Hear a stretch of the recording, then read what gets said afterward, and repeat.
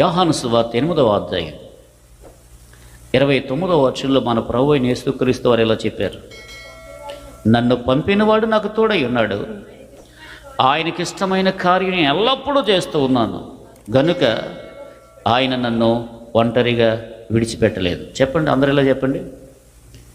నేను ఆయనకు ఇష్టుడను, ఇష్టురాలును.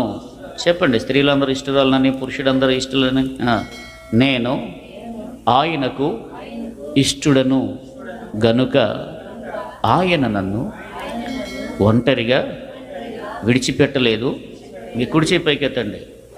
ఆయన నా చేయి పట్టుకుని నన్ను నడిపిస్తూ ఉన్నాడు. Praise the Lord. ఎందుకు ఆయనకి ఇష్టకరంగా ఉండాలో తెలుసా? మనం ఆయనకి ఇష్టంగా ఉన్నంత వరకు ఆయన మనతోనే ఉంటాడు, మనం చేపట్టి నడిపిస్తూ ఉంటాడు, బలపరుస్తూ ఉంటాడు. మనం కృంగిపోతున్న సమయంలో